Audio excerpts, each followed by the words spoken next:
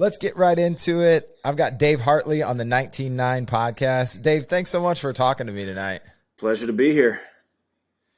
I want to start out just talking about basketball origin story. So did you play growing up, or who were your favorite teams? How'd you get into basketball? I loved basketball as a kid. I was one of those kids who was super tall early. And so I kind of got pushed. For me, like being tall was like a little bit traumatic. Like I was definitely the kid who was like, hey, come on, big man. Well, come on. You got to get that. Come on. Your pivot foot. Come on. You know, like I was definitely like the guy who like was really tall and I wanted to be coordinated, but I wasn't. Yeah. So, but I had like a real sort of like angsty relationship with hoops. I definitely loved it big time. And I mean, as a fan, I remember I got into it, like I kind of eased my way in with like the Magic Bird era because I'm old. And okay. I remember my dad, I have vivid memories of my dad watching like, the Celtics and the Lakers and stuff in the 80s. And then, then the Jordan era was like the great education for me, and we're also lucky, those of us who grew up with Jordan. I mean, it was just such a great era. So it really, that really ushered me into like the passion of it. The Dream Team was like my Beatles on Ed Sullivan moment. Oh my gosh. No doubt. I still have all those Did you have, I got to break in. Did you have the, like the stickers to stick on your wall or anything? Cause I had, Jordan and Mullen, they came in, this was like pre like big head stickers, but I had them on my ceiling. Jordan. Oh yeah. I had so much Dream Team swag. I had the Dream Team cups from Burger King. Yes. I had like 40 of those things. I think I gained 10 pounds, 20 pounds eating like Whoppers just to get the stupid cups. Oh my God. I actually have some sweet Dream Team swag in the back there, but that was definitely my like Beatles, Ed Sullivan moment. And then I stuck with it. I mean, even through the early 2000s where the NBA was like in a dark place, I don't think I realized that at the time. Now looking back, you're like, that was kind of a bleak 10 years where like at post Jordan, basically like a real hangover. Yeah. And I love it now. I think the league's in a really great place with the talent and the scoring and positional variety is, I think, really important. I think I like that. I mean, I think anytime you have like the league to me is at its best when a guy like Steph Curry could win the MVP or a guy like Joel Embiid could win the MVP. Like two like wildly different human specimens, just that don't seem like they're from the same planet. No, like if you were bumped into those two guys in the airport, you wouldn't think they played the same sport if you didn't know anything. Right. So to me, that's the beautiful thing about the game is that it like invites all these different, body types and stuff and skill sets and stuff like that. So, I love the game now. I'm a huge fan. Yeah. Getting into that. So who do you follow in the NBA? What's your NBA team or a player of choice? Maybe some people just follow players these days. Yeah. That's funny. I did that for a while. I mean, the Sixers are definitely my team. I don't live in Philly anymore. I live in North Carolina in Asheville, but I lived in Philly for, 17 years and it has such a strong identity. It's such a strong sports culture. It's not all about, snowballs at Santa Claus. There's, although some of it is like that for sure. Although some of it, some of it's definitely in there. We'll get into Ben Simmons here in a minute. Yeah. But, I love Philly. I think it's the best city. And, I went to a million Sixers games and actually the process era was so fun. That's kind of the irony of the process is that like they tore the team down and they tore the team down to such a degree that the league had to step in basically and be like, you can't really do this. You have to like be more competitive. And they installed the Colangelos, etc. But the irony of that whole thing is that like the process really like galvanized the fan base because people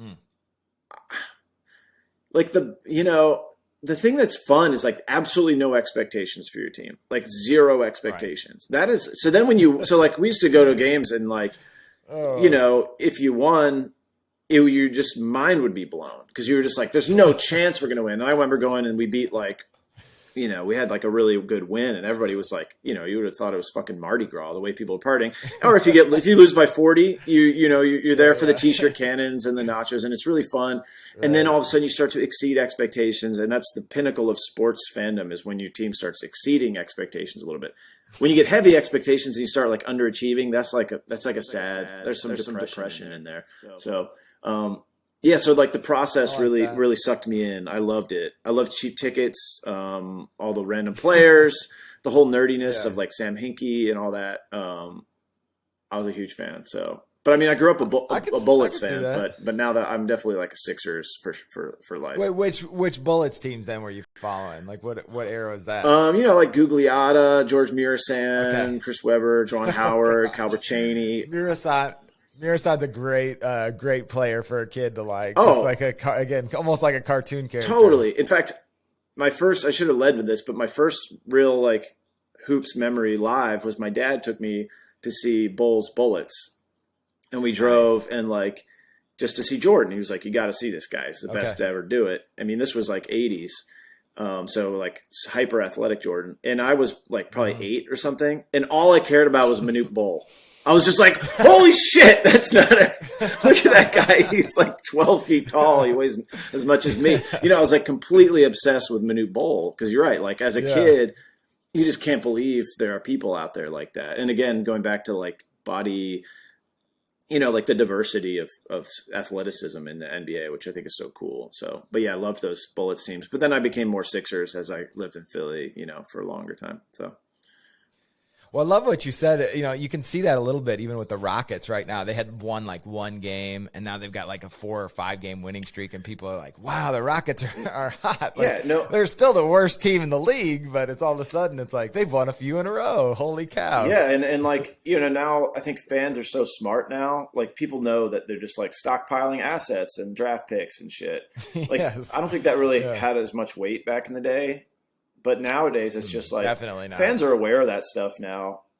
They're just like, cool, get assets. And then if you win some games, they're just like, holy shit, I can't believe it. We didn't expect to win anything. So, I think there's like a friend of mine recently like ranked the different types of like sports misery. And the worst misery is like very high expectations and then you don't meet them.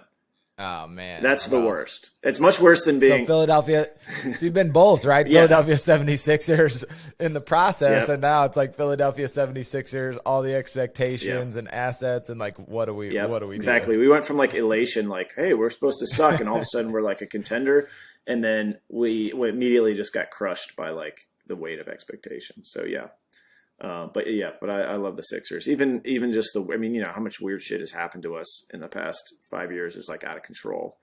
Unbelievable. Yeah. With like you said, the Colangelos who got installed because of the process, then also got ripped away because of a weird Twitter thing. Yeah, the Twitter. The Markelle Fultz thing alone is like a documentary. Oh my gosh, crazy. Embiid. People forget that Embiid literally sat out his first 2 seasons. Like didn't play a single game until his 3rd season. Ben Simmons sat out his first season. There's so much weird shit. This whole Ben Simmons thing, Yeah, let's go there. Yeah, Ben Simmons. We could just go on that. Ben Simmons, go. What's your? What do you do right now? It's so crazy. He's not playing. It's so wild that he's literally just sitting out, kind of for no reason. Obviously there's a huge reason he doesn't want to be there, and I think this is probably the biggest. It's certainly the biggest case of the yips in the NBA history that I know of, anyway. Maybe as an NBA historian and basketball historian, you'd correct me on that. Man, I think so. To have that one, it's compounded, right, by the fact that he had it, and then it's almost like his coach and the other best player on the team like turned it into granite, right? By going post conference and being like, yeah, that's what you did, Like, it's one thing where you have it hanging out there and you're kind of like, oh yeah, you can kind of, the media is saying it, but now it's like, well, you guys, my teammate or my coach thinks that it's just a different level. Yeah. Maybe. Yeah. Although I've heard people say like, oh, they threw him under the bus. Like, what are you supposed to do? I'm definitely team Embiid on that. Like, Ben just, it's tough. Obviously, we're talking about like a level of mental.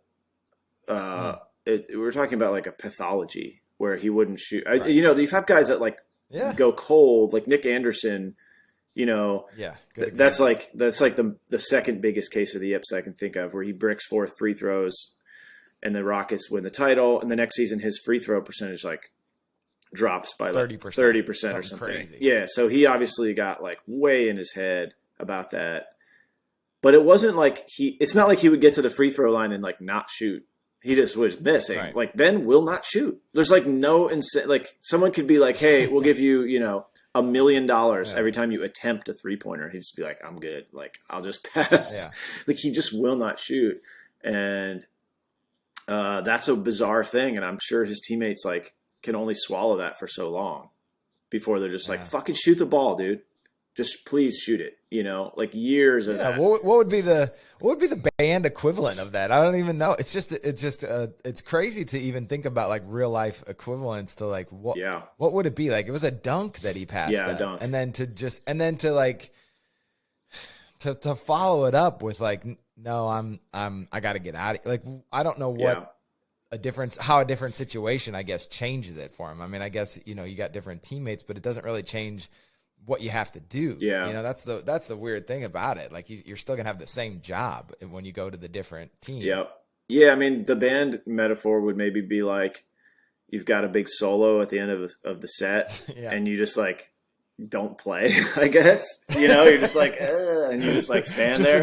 Just the drums or exactly. I mean that, and then the show, it was something like that. But I mean, you know, like clearly he needs to like go up out into the desert and do like ayahuasca or something and like find his, you know, find whatever deep, dark thing is within him and exercise that out. But, you know, he just doesn't, by all accounts, doesn't seem like a guy has any contrition and wants to like face up to that. He kind of just wants to posture as like, oh, I know nothing's wrong with me, you know, something's wrong with the team or there's something wrong with this situation, you know.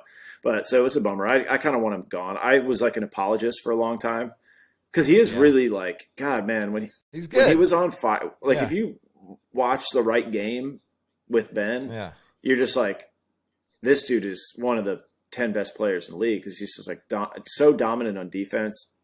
You know, he's about as athletic as anybody in the league. Certainly end to end, like speed.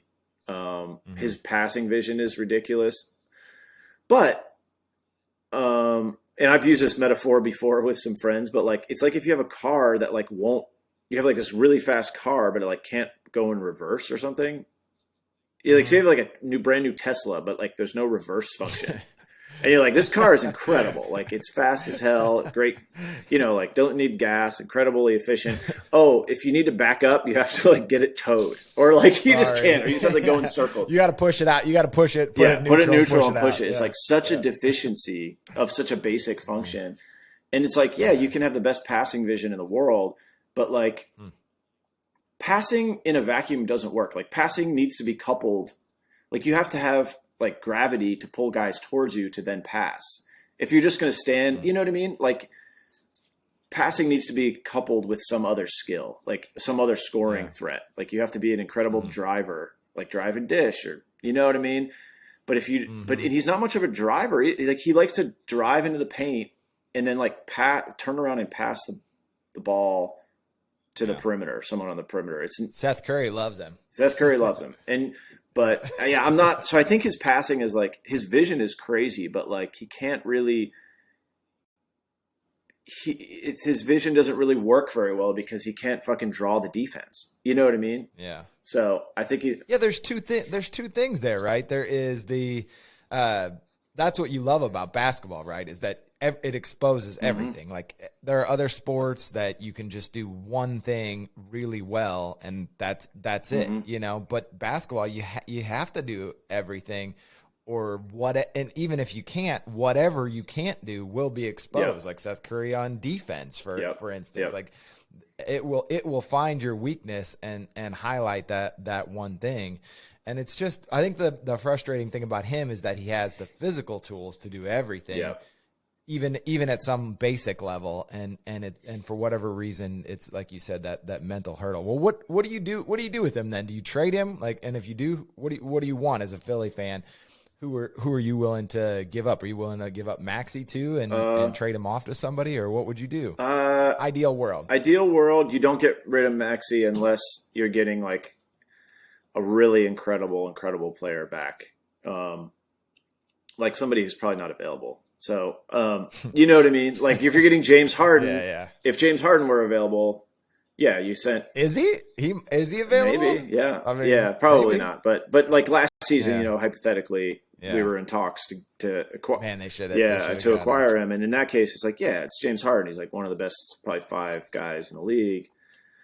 Yeah, you got to, you know, I love Maxey a lot. I'm higher on Maxey than most people, just because he's like, so he doesn't turn the ball over, which I think is fucking rare with like a young guard. And he's got this floater. I think the floater is really an underrated shot. But he's good. He's better than I thought he was too. I would have, you know, as a non-Philly fan last year, I would have been like, yeah, whatever you need to do, get rid of Maxey, it's fine. But he's good. Yeah, no, he's good. He's on a rookie contract. We're paying Tobias Harris like over $40 million a year, so which is fucking nuts and so dumb. Crazy. And we all knew it was dumb at the time. And so in order to like subsist as a team, we need to have guys who are like wildly underpaid. We have Seth Curry, he's wildly underpaid. So we need other guys like Maxey. He's on a rookie deal. Underpaid. So we need a few of those dudes. We can't have everybody, you know, we can't have like Damian Lillard and Joel Embiid. It's like you can't have guys all making 30 to 40 million. So anyway, I don't know. Is that who you want though?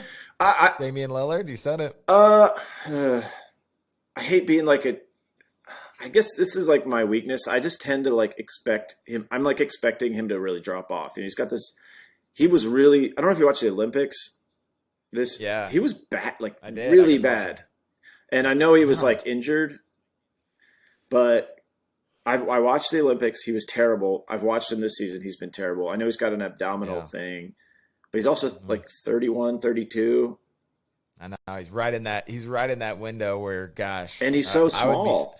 So like when you're a little guy like that and you start to fade, it can be like a hard, precipitous like fall where all of a sudden you go from like Damian Lillard, probably for sure a top 10 guy, right? Or top 12. I know. And then like if he loses a little bit, he could all of a sudden be like a top 100 guy, you know, especially because he's like on defense. So he's just not a good defender and he's not really he can create, but he's not like a prototypical creator. He's a guy who needs like volume shooting. So I don't know. It's hard, but on the flip side, I watched the Philly game last night, and you've got Joel Embiid who had 45 points and 15 rebounds, and you're like, how much does he need? Yeah. You know, like you don't maybe need that. If you just had Jimmy Butler right now instead of Tobias Harris, would you guys be the best team in the league? You know, dude, don't get me started. I was so pissed. We traded like some foundational pieces to get Jimmy Butler, and then just like let him walk because he didn't get along with Ben, and he didn't get along with Ben because he called Ben soft. And it's like, guess what? He was fucking right. Ben is soft. So. But you're right. I mean, you made an interesting point that like we might not need that much, but so I personally would like. So the rumor is that the Blazers offered CJ McCollum and like a first and a pick swap for Ben, and we said no, and we asked for 3 firsts and 3 swaps. So if they were to come back and be like CJ and like two firsts, I would just be like, call it in. Like, let's do it. Yeah. Like we can't waste this. Embiid's prime like this, you know, you never know when that guy's going to fall or something and his like leg snaps. That dude falls more than any. I've lost years of my fucking life, like watching him fall and be like, like being at games because I go to a lot of games and you just like he would just hit the. I was at one of his like first 10 games when he ever played. Yeah, and by the way, he was like immediately you were like, oh, that guy's going to be like a Hall of Famer. Like right off the bat. It wasn't like, oh, he's working his way into it. Like he was like, didn't have his wind. He was clearly didn't know where to go. And it was just so obvious how good he was right off the bat. But he was just like diving out of bounds. I was just like, I was like, no. So anyway, so we don't need. This is me watching Derrick Rose play like 10 years ago. I'm like, every time he drove the lane, I'm like, oh my God, he's gonna blow his knee out. He just moves too fast. Was this before he blew his knee out? For a human being? Yeah, this is before, because he always did those like drives like so fast, and then he would like move laterally, like explode laterally. I'm like that can't be good for your knees. No. And sure enough, it was one of those things. But it was so much fun to watch. And you're right, you just have to do everything you can to just go for it while you've got that guy, because they're just like supernovas, and it won't last. No. I mean, it rarely does. Yeah, so we have Ben Simmons who isn't playing. So like in a way, it would almost be like just pure addition. If we were to get a guy like CJ, it's like, it's not like we're losing a guy who's contributing. We're trading a guy who's just hanging out in his mansion. So I would totally pull the trigger on that. Or I've heard like Buddy Hield and, either Halliburton or Darren Fox. Yeah. I don't know if I would love that. I don't know. Yeah. I would pull the trigger there. The only thing that would scare me is that, what's the identity? I don't know the Sixers well enough. Like, what's the identity of the team? Like the Lakers kind of played around with this. Like, they won the championship. Their identity is defense. Mm-hmm. Like, they're tough as nails defensive team. They win the championship with that. They mess around with that a little bit with bringing in Westbrook and shipping out Caruso, who I love on the Bulls. And it changes that kind of foundation to it. And now maybe they find it again, but maybe they don't now. No, they're fucked. I mean, Lakers are real bad. I mean, I've watched some Lakers and I was like, this is cool. You were in LA. Did you get to go to try to go Lakers game or anything? No, we thought about it actually. Well, no, I mean, that's a whole other conversation. Just like, the COVID bubble thing for us is intense. I bet. But it's actually shitty. We got asked to ring the bell before a Sixers game. It's just like a dream of mine, because like the pre-show or, thing, or the pregame thing for the Sixers is like this really dramatic thing. And they roll out this like really cool Liberty Bell. And it's just an awesome moment. I was there when like Meek Mill rang the bell. He had just gotten straight out of jail and came straight to the game.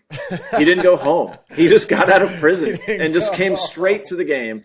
And then he rang the bell, and then the place was like so loud. Anyway, but we got asked to do that. It's like, it's tough.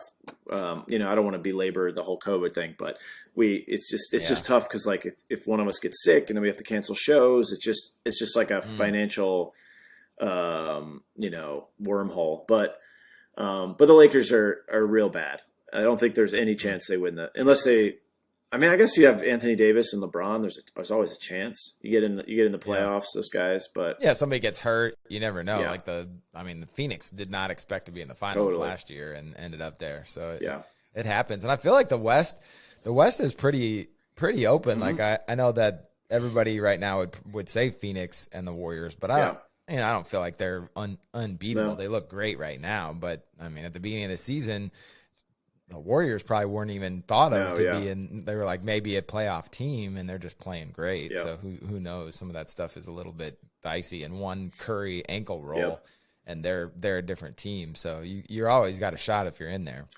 Yeah, it's kind of a cool era we're in right now, where like, the LeBron Warriors era, it was so inevitable for years there. It was really sort of like, it really diminished the regular season, and it actually even diminished like the first few rounds of the playoffs, because we all just knew that the Warriors were going to roll, and maybe LeBron could, and it was just sort of like this feeling of inevitability. And I would say probably like the Bucks have to be given the like championship belt as like probably the team favored to win. Yeah. But in no way am I expecting them to roll. There's like probably 5, and actually the Bulls are awesome. Thank you. I didn't have to bring it up. I'm really excited about them as a Bulls. Yeah, I think at first this season I was like, wow, this seems really fun. And like recently I've been like, shit, these guys are like actually really good. I mean, I don't know if I'd use the term contender yet, but stranger things have happened. And I don't know. DeRozan looks awesome. Everyone poo-pooed that signing, but again, as a team that's been in the wilderness for a while, I'm like, ever, this is the flip side of the fandom, is like that you get too into like, what's the cap number, or are they over the cap, or your team overpay? I don't overpay. Like, bring in Damian Lillard and Tobias Harris and Joel. I don't care what the cap number is. Go bankrupt as an owner. Yeah, it's not your money. It's not my money. Really rich guy's money. Yeah, no. That's right. Yeah. So I'm super excited about watching him play. He's been a blast to watch. No, I mean, it's kind of a cool identity. I mean, your three best players are all guys who've been kind of scorned. You know, Levine has definitely been like, oh, he's good. He's kind of empty stats. Can't defend. Then in the Olympics, he was fucking amazing. Great. Yeah. And I couldn't believe that his defense was like really on point. Kind of the opposite of Lillard. Yeah, it was weird. All of a sudden I was like, oh, he can defend. And then Lonzo, you know, was almost like labeled a bust coming in. Maybe not a bust, but certainly a disappointment. He was sort of just thrown into that Anthony Davis trade. And then DeMar DeRozan, who was just sort of like secondhand news, secondhand Kawhi, you know? So you have these three guys kind of coming together, and they play so well together. Seems really selfless. So I'm definitely, they're probably like my third favorite team right now in the league. Is LeVar Ball a modern day folk hero? He's got everyone crapped all over him. Yeah. And then he's got a kid that's a number 1 pick, a kid that's a number 2 pick. They're both awesome.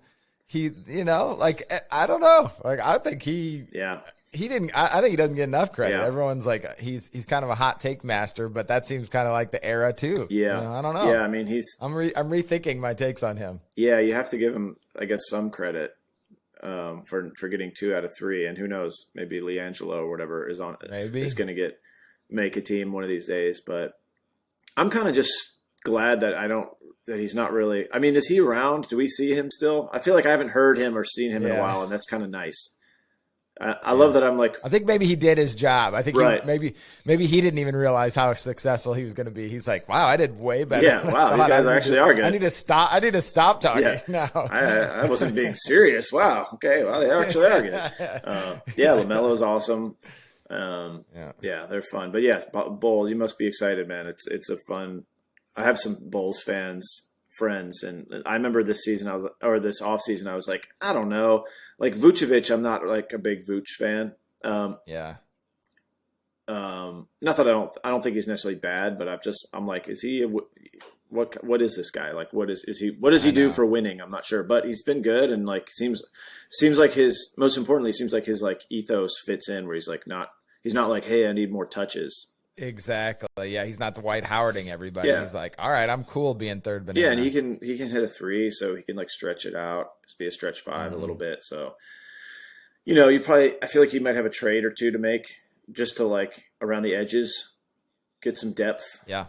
You know, but I'm willing to give up Patrick Williams if someone's out there listening. I don't know who they would get for I would him. take Patrick I Williams. do too, but like again, I'm all in. If you got a shot at a championship, I recognize like who's out there. Maybe they jump in later for CJ if Philly's not willing to. Maybe they're just like, you know what, we're going for it. Hey, maybe you guys could have Ben Simmons. What if you had a guy in there who's super athletic and won't shoot? Go.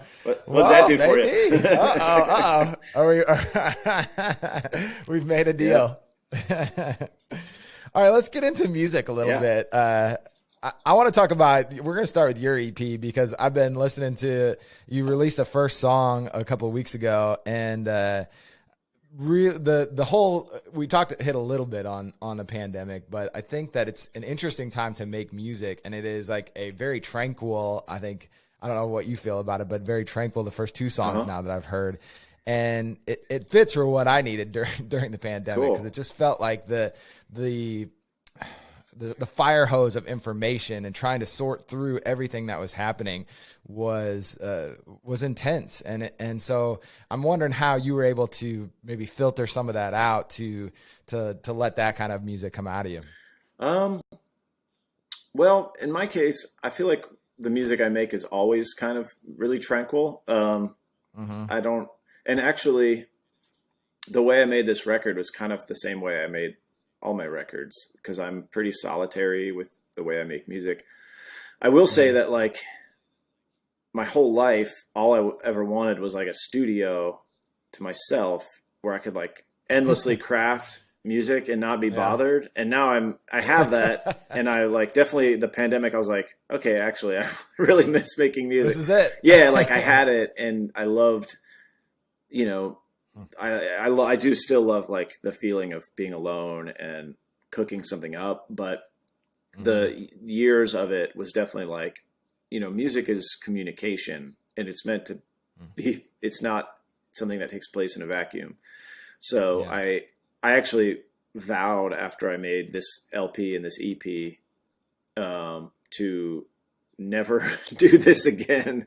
I was like, I'm never recording like a whole record on my own. So this EP, which comes out in a few days, actually, it is actually, it's kind of weird. These are the leftover songs from an LP that's coming out next year. So, because of this crazy vinyl backup. So you did it in reverse. I did it in reverse and it was kind of weird. I don't know if you're aware of like the vinyl backup that's taking place right now, but I didn't know that, but it makes sense because everything else, yeah, supply chain. They're probably actually done. They're just on a ship somewhere. They're on a ship in the port of Los Angeles. Yeah, just doing circles in it.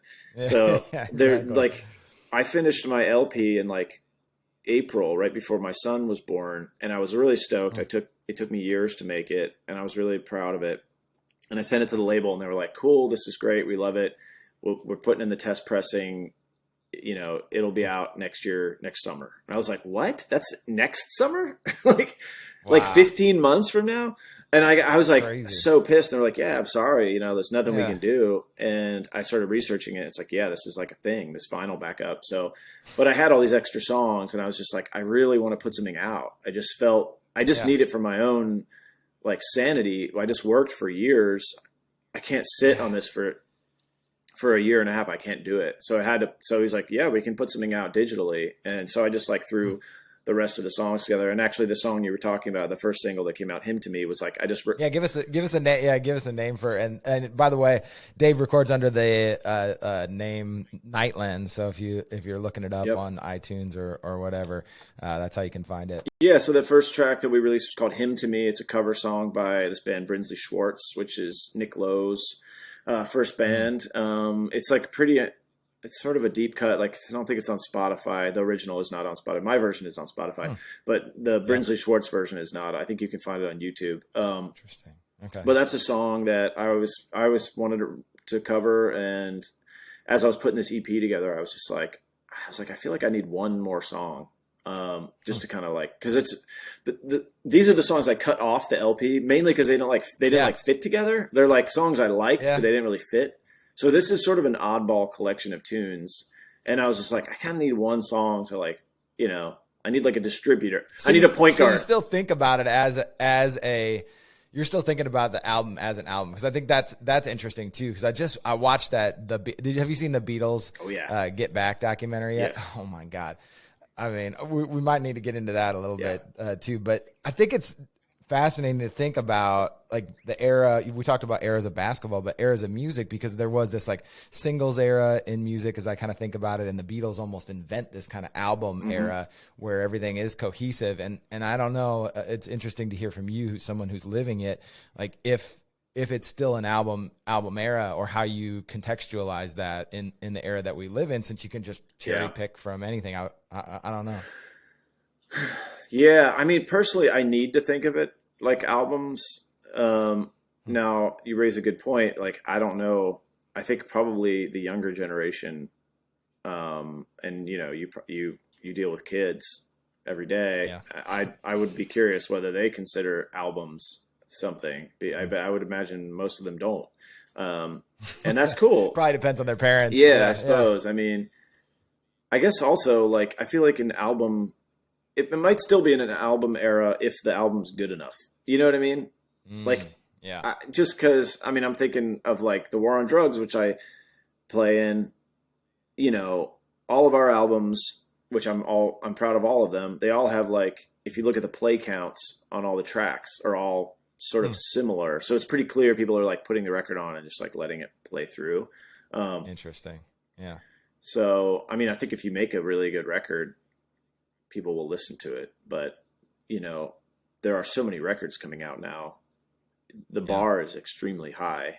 You're competing with so many things, you know, like there's just so much competition for people's attention. So to ask someone to be like, hey, I made a 13 track record, like, will you sit down and listen to the whole thing? It's like, you're asking a lot. I mean, but you know, that's why you try really hard, and that's why you spend years on it to try to make it brilliant and complete and cohesive and stuff. But yeah, I mean, you know, what people do with it, you don't get any say in that, you know?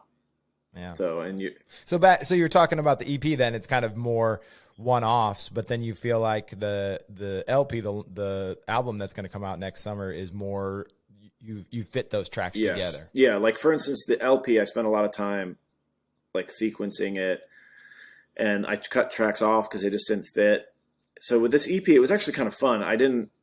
I'm proud of all the songs on the EP, but it's sort of like an oddball thing. It's sort of a collection. I did not spend a lot of time sequencing this EP. It was definitely like, I let the label do it. Actually, I was like, just do it. I was like, just do it however you want to do it. Which I never would do. It was actually kind of a fun exercise for me in like not being, cause I'm very circumspect with every aspect of record making. But this was one time where I was just like, we had tight deadlines. I was gearing up to do all this War on Drugs, like tour prep, and I just didn't have a lot of time. I was just like, yeah, whatever, like do that. And we just used one of my photos. I do a lot of photography stuff, like use one of my photos for the cover. It was like, boom, boom, boom, let's do it. So it was kind of nice. I think EP has like it just sounds, it's like preseason. It just doesn't sound like a big deal. It's like, yeah, put it in the bench, guys. Let them run. Yeah. Well, yeah, let him run the play. It's fine. Let him run the point guard. Let's see what we got. Yeah. Let's see what we got out and here. It can be great. And, you know, I mean, and I think some of the stuff on the EP is like some of the best stuff I've ever done. So there's a lesson in there about like maybe being looser. Yeah. So. Yeah, letting go a little bit, and realizing that people are going to interpret it for what they want. Yep. You know, you might not even realize it. Well, you mentioned the War on Drugs. Let's talk a little bit about that, because I don't even know where to start here, because you guys have had so much coming out. You've got a new album, an LP that's come out, I Don't Live Here Anymore, and you played bass in the band, and you've been in the band for a long time. What's been the experience like? Because I think this, for me as a fan of the band, has been again like super exciting, because there's so much. It's been a few years since you had an album out, and there's like live stuff that's been on. You know, Jimmy Kimmel or different YouTube platforms. You guys have something that's live streaming. I think tomorrow or the next day. That's I think Thursday overseas or something like that. Did you guys film that overseas somewhere? We filmed that in LA at this Ukraine. It was at it's called like the Ukrainian. Ukrainian That's society. Why I'm confused. But that's going to be really cool. I'm very excited for that. I mean, the experience in the band. You mean overall in my whole time, or just this record? I know. I don't know even know where to start. Like, so for people who don't know, since we're kind of crossing things over here with basketball culture and music, give us like what's the band like, or how did you get involved with it? And then we'll talk a little bit more about the new album, since that's maybe the most out there, easiest to access right now. Well, War on Drugs, band from Philly. We formed in Philly in around 2005, 2006, I guess 2006. I mean, I have been in the band almost since the beginning. Adam Granduciel is the lead singer, primary songwriter, and he formed the band. And we met through we had like a really shitty job. We worked together. You know how it is when you're like you have a really shitty job, and it's like also maybe the best time of your life. You know, you look back when you're like in your 20s. Yeah, and you don't have everybody's broke, and we definitely were like living this sort of utopian, have no money existence in Philly, and the band, we've had a really unlikely rise, because it was like every record we put out, like the first record we put out was like well received by a few people, you know, and we would tour a little bit, and we're playing very small shows. People would always come to the shows, but not very many. You know, bars, essentially small clubs. And then we put out another record, and things started building, and every record has been like a little bit bigger than the last, I guess. So, you know, now we're like doing well as a band, and we're all in our 40s. So it's strange. It's Yeah, strange to be like kind of having our moment now, and the band has been around for over 15 years, and we all have like kids, and we're old and grizzled, you know. talking about the NBA on podcasts. Yeah, I'm essentially like Udonis Haslem, getting like, hey, you made your first All-Star team. You're like, what? Like, been on the league for fucking 18 years. So yeah, I feel like we're kind of I think if you track our trajectory, it's sort of unusual, but yeah, we're just ultimately like a group of friends. We're just all really, really tight. I mean, that's what happens when you, like, I've spent more time before the pandemic. I had spent more time with my band probably than anybody in my life. Save my parents, including my wife. I mean, now with the pandemic, we're with years together. I think maybe that's not true anymore. Maybe it's adding maybe up. that, because like, as when you get married and like you both work all the time, and I would work by going away for months at a time. So, but yeah, we're a really tight group of friends. And there's a lot of basketball talk. I'm probably the biggest basketball head. But there's also a lot of basketball analogies. I mean, the band unit lends itself so well to analogizing with an NBA team, because it's all about cooperation, and how you fit together. And there's a reason the Bulls are doing well, because those personalities seem to be meshing. Yeah, no doubt. So I could tell you guys were NBA heads. I think the first time I realized is that you had the like kind of satirical NBA logo with Adam's silhouette rather than Jerry West. I was like, someone in that band's got to love the NBA. It was actually originally me. That T-shirt original design was me, and I just remember being like, nobody wants a T-shirt with the bass player on it. Like, can we just change that? And then they changed it, and then we sold a lot of those, I think. I bet. Somewhere I have a picture of Patty Mills wearing that shirt on my hard drive. Yes, he would. That's great. That's great. Well, let's talk a little bit about the new album. I want to know. I hear it sounds a little bit different.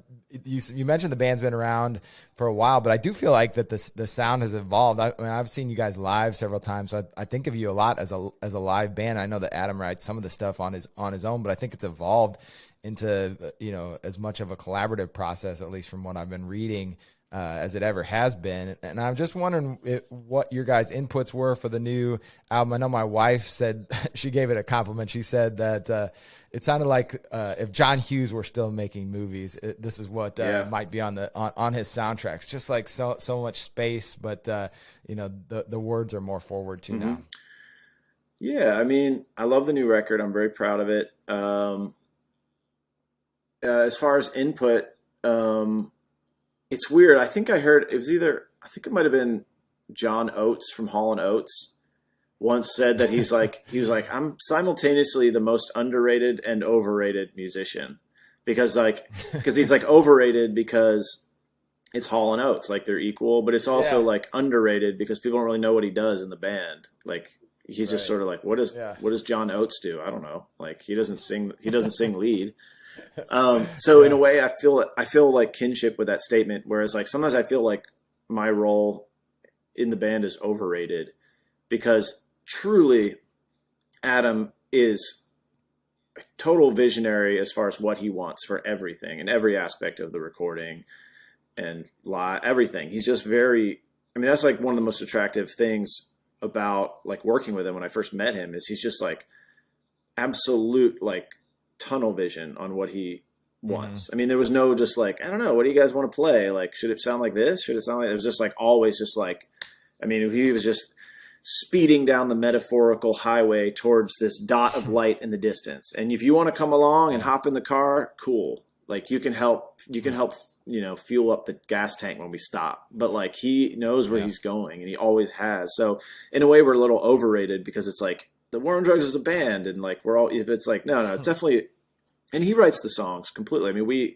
we'll help him a little bit. And then like, there's been some pretty important like co-writing moments, but like it is truly his band.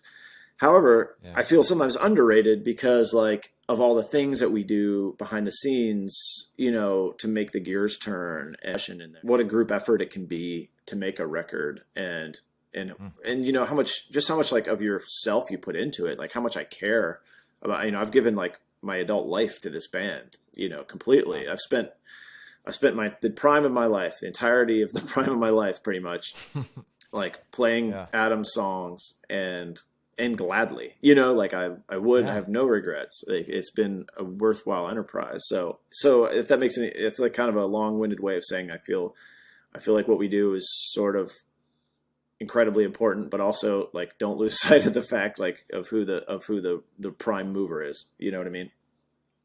Yeah, you're right on. I was thinking about, again, it's on top of mind, but the Get Back documentary, seeing John and Paul literally just potentially replace George Harrison and be like, yeah, we'll just get Eric Clapton. I was just like, oh my gosh, they almost just replaced George Harrison in the Beatles. And then when they were brought in the keyboard player, they're like, should we add him to the band? And I'm like, he was almost in the Beatles, you know, just, you know, you think about, because a band is a lot like, you know, going back to the sports metaphor, you get that feeling when you're playing music where there's just that camaraderie, and it's about the interplay of the people in the room together, and it can just change dynamics so quickly. I think that's a great way of explaining it. Yeah. No, I love that doc so much. I've actually watched a lot of it twice. It really, I mean, it's like the best thing I've ever seen in my life, actually. I'm a huge Beatles fan, and I don't know if it's because I wasn't paying attention, but I don't think I was prepped. I had watched maybe a trailer for this, but I think my like preconception was like, hey, here's some new Beatles footage, and then like I started watching it, and like maybe 45 minutes into this, I was like, this is the Holy Grail. Like, this answers so many questions I've had my whole life about the dynamic between these guys, you know, because you listen to the Beatles your whole life and you're like, you know, you start to know who writes what, and obviously you identify their voices, and you even start to identify like, oh, I think that's Paul drumming, or that sounds like Paul on piano, or that sounds like John playing that lead part. And then you really start to like get into it. And then you watch this doc and it's like, it's all there. Like, they didn't take George seriously, you know? They called his song simple almost. Yeah, right? They sort of looked down on him. And, you know, part of that is like, well, he hadn't written his masterpieces yet. Yeah. So it's easy for us to like sneer at that. It's like, well, George he hadn't written many songs yet. They thought, you know, he hadn't done All Things Must Pass yet, although he literally plays that song for them, and they kind of blow it off. I know. But you know, but they're also Paul McCartney and John Lennon. So it's just like, oh, this isn't John Oates we're talking about here. These are these are fucking gods. So, you know, I think they get a little bit of leeway, and I like to think if like the band had somehow stayed together, George's stature would have risen to be just about equal with those guys, or maybe they weren't. Maybe their egos were too big. They couldn't let that happen. I don't know. Yeah. It's crazy to think about. That's what was so hard for me is watching it. It just felt like a more modern era, being able to go behind the scenes, because I'm so used to it now. Even with you guys, I wanted to bring up, you guys have the podcast that's super high quality. New eps dropping soon. Yeah, I know. No doubt. And it is so much fun for your favorite bands to be able to see behind the scenes and learn a little bit about how things came together.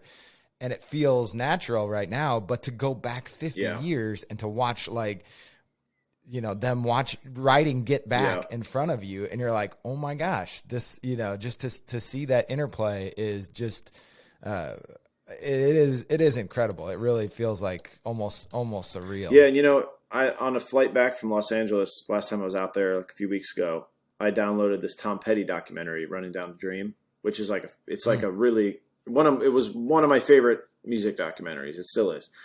It's great. It's long, goes through all facets of Petty's life and career.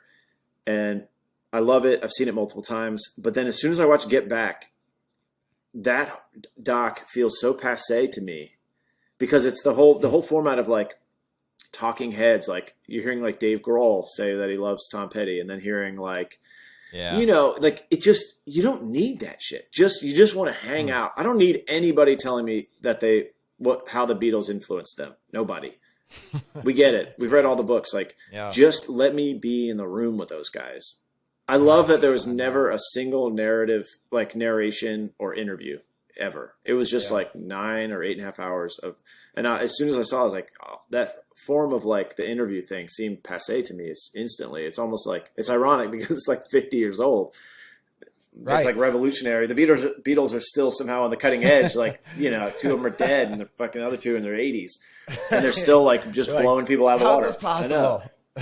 So yeah, I'm glad you brought that doc up. It's been like a hugely important thing. And all my I have so many text conversations going on with like musician friends right now about this doc. And most of them were like, dude, did you watch this? Holy shit.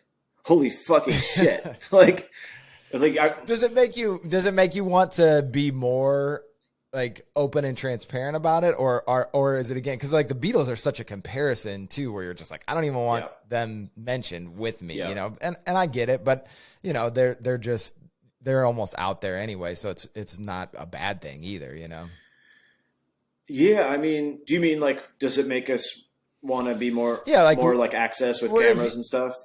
Exactly. Yeah. Like the next time you make an album, would you be like, hey, let's just set up cameras, see what happens? Or you're like, man, that's crazy that's crazy that they did that. Why, I know. Why would anyone want to do that? I think it's good. We do actually have like a videographer, this guy, Daniel Fox, who's also a big hoops head. And nice. He's like a good friend, and he's been traveling with us and coming around with us for years and videotaping. And like, we have like thousands of hours of footage that we never done anything with, but it does. It's like the Beatles expose themselves. They don't necessarily always come off in a good way, and that's part of the whole honesty of it. There's some like ugly moments in there. There's also moments where like they're playing and they sound like a mess, which I was like so happy. I'm like, oh, these guys are sort of human. Of course, then like the songs like evolve in this like, somehow come together. They're on the rooftop and you're like, oh my God. Yeah, and then you're like, oh, actually they are gods. Okay. I thought they were human. No, they're gods. But I think it's good to document. I think we all, especially if you have control over it, if you have control of your stuff, it's just good to have the footage. I wouldn't want to like record us making a record and then give the footage to someone we don't know. And be like, dude, Peter Jackson is available. Yeah, if Peter Jackson, or enough time goes by, and I certainly wish we had footage of like when we recorded Lost in Dream, because it's clear that record means something to some people, and that was a time where the band was in a very tense place, and there was no recording of any kind at that time. Nothing. I don't think there's many photos. It's like that's an invisible time. Because I've been like documenting the band as long as I've been in the band. I take photos. I have hard drives full of photos. If I go back through, there's sort of like a gap during Lost in the Dream, because it was just like not a real happy time. Adam was struggling with some stuff, and it's just, you don't necessarily want to bust out like the camcorder, Yeah. So yeah, but like you said, maybe that's part of what was so difficult about it, is that they were willing to do that, even though you could tell there was obviously tension there. I mean, Harrison quits the band, and that had to be, you can feel it in a way. It didn't seem as dramatic as as watching Let It Be, but you still know that if you're in the band and that happens, you're like, they're grappling with it in real time, for and sure. you're just like, oh God, what do you do? Well, let's wrap up. I so appreciate all the time that you've given this evening, but I want to talk a little bit about playing live, because I think that live music is such an interesting comparison too. And you guys are a studio band and make incredible studio records, but are an incredible live band too to go see. And like you said, you recorded some live stuff that you can watch online if you're still worried about the pandemic. And what's the name? I'm blanking on the name of the kind of live concert that you guys are doing. I know it's on Dream State. Yeah, it's just called Living Proof, which is one of the tracks on the new record, and I think it's going to be incredible. I mean, we pride ourselves as a live band for sure. And we've toured a lot. And I think another interesting thing about our band is that I don't think we were very good live for a while. I mean, we had certainly moments in the early days we were kind of a wild band in the beginning. It was very like loud and experimental, and we were definitely finding our sea legs in the early days. And it wasn't until we started playing like big rooms that everything, like the big sound that we were making, kind of fit in the room. We would like play like a small bar and have like 16 amps on stage, and everybody in the crowd would be like, "Oh!" And then 32 pedals. Yeah, like a million pedals, and yeah. Then when we started playing bigger rooms, like it just all started to click. I still remember like the first festival we played, and we like crowd was like stoked, and I was like, "What?" It was like shocked, and I was like, "Oh, actually, our sound works in this scenario." And over the years, we added band members, and then when Lost in Dream came out, we like really solidified our lineup. And I mean, it's just so different. Making a record and then going and playing the record live couldn't be more different experiences. It's very, very, very, very, very different. I've made this metaphor before, but like making a record is kind of like science, and then playing the record is like sex. Like they're just not just because it's just the science is just like very like you think about it for I don't know, and you tweak it and you think about it some more, and then you take it and you listen to it, and then a month goes by and you think about it and you do a little overdub. But then when you go play it live, it's just like, no, you're just reacting. Now here it is. Like you have no time to think. It's very like mistake, you got to move on. Yeah, exactly. You just pretend that didn't happen and move on. No, but it's just very like sensual in like a sensory. I mean that in a sensory way. And you just like it's just boom fast, and you're just going through it, and it's all like adrenaline and emotion. There's a lot of emotion and stuff happening. So they couldn't be more different, and I like them both actually a lot. And I guess the most fun thing is you just get to spend a lot of time with your friends, and just have the camaraderie. Because I mean, I don't know how old you are, but 42. Oh, cool! I'm 41. When you get into be our age, like the kind of friendships you have become kind of fragmented. You're like, oh, let's have a beer, and then you talk for a little bit, and then you see him a week or two or a month or 3 months later, or maybe you're texting. But that like friendship you had when you were like 22 or 16, where you're like, let's stay up all fucking night playing Mario Kart. We're going to smoke pot, and we're going to stay up till the sun comes up, and then we're going to go to Denny's, and then we're going to laugh our asses off. It's like that, like kind of friendship that is so pure. Like that is kind of gone by the time you're our age, especially if you have kids. I don't know if you have kids. But like, that's just over. You're just like, hey, maybe I'll talk to you for 6 minutes or something. But going on tour, how about dinner next week? Yeah, how about dinner? And like, like you might be on your phone half the time or whatever, I mean, everybody the last 2 years too, it feels like just talking to anybody. It just feels incredible. Yeah, actually, and the pandemic has just heightened this. So like going on tour is really like kind of being 16 again, where you're just like, hey, let's spend 6 straight weeks on a bus together, So that's the best part. Amazing. All right, last couple here. What tricks do you use? This is getting back to the sports analogy to get the energy up or bring the focus, because I can imagine, or I'm projecting onto you guys that there are off nights, right? You show up in a different city, and you want to bring that same energy, and I think that's analogous to an athlete. Bringing it every night, and the best ones are figuring out ways to show up and continually kind of reinvent a reason to enjoy that moment, that camaraderie on stage. That's a great question. Some tricks. I mean, one trick is like, don't get too drunk. Like as you get older, like, cause that's the thing. It's really easy to fall into. You hear that with a lot of bands. Yeah. I mean, we're like, I'm drinking a beer right now which is ironic. But like as a band, we're podcast. You can drink. Yeah, I feel like I can sip. I haven't even had. I haven't even had a third of this beer. But like, we don't drink very much or smoke pot or anything. We're like a pretty sober group of dudes now, and I like it that way. And it's been kind of necessary for us to stay as a band and like be professional. You start playing bigger shows too. It's just like you have to like bring a degree of professionalism and stuff. So we don't drink as much. We try to stay in good shape. Sometimes if I'm like, oh, I feel dead before I go, I'll like jog around or do push-ups. We travel with like a record player in our green room. Like it's like a road case with like a record player and sound system. Nice. And so it's sort of decadent, but it's actually sweet. We'll like pump music backstage. We have usually a jam rig with us backstage, like drums and bass and some amps, just so we can jam backstage. But if I'm on stage and I'm not, I mean, usually you don't need it. If you get out there and the crowd is happening, you're good. Like they give you the energy. But if you get out there and the crowd is like, you see like someone yawning or something, which is like, that's the worst. It doesn't happen often, but it's been known to happen. Usually I'll just like close my eyes and just like focus on what you're hearing and not what you're seeing, or not trying to think about someone looking at you. Cause it's really, sometimes you step on stage, you're just like, holy shit, there's people looking at me. Right. So you just close your eyes and just try to focus on the sounds and the music and just try to lose yourself a little bit in there.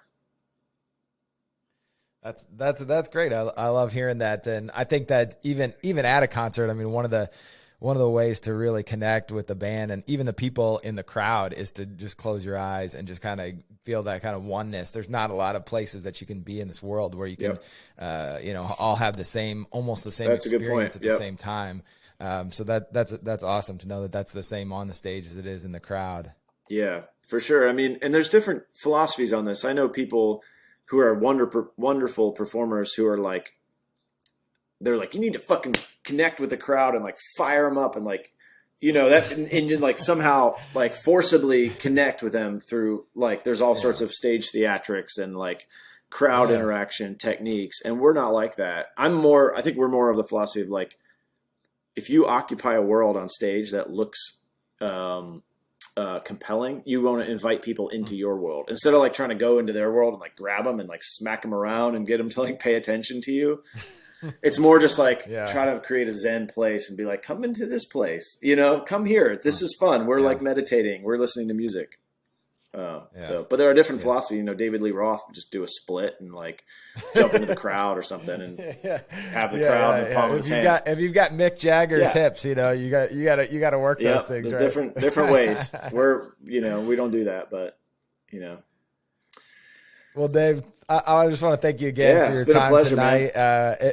If you're willing to, we'll have to get you back on after you've got some league pass time on the road, maybe towards the playoffs and see what Philly's at. I know it probably feels like they're a little out of it right now, but they're only like 3 games from where the Bulls are at. So they'll be all right after that Ben Simmons trade for Damian Lillard. Well, maybe like we'll check back maybe the game 6 of the Eastern Conference Finals, Bulls Sixers. We'll do a pod or something. Yes. That's right. That's right. We didn't even get to talk coffee either. We'll have to get into that because you're a big coffee head. For sure, to really put the people to sleep talking coffee. I know, right? We'd lose everybody. We'd save it for the end. That's right. Cool, man. Well, this has been a real pleasure. Thanks for having me on. We'll have to do it again. For sure. Good luck out on tour too, and we'll be checking in on that live concert. I can't wait to see Thanks, that. Aaron.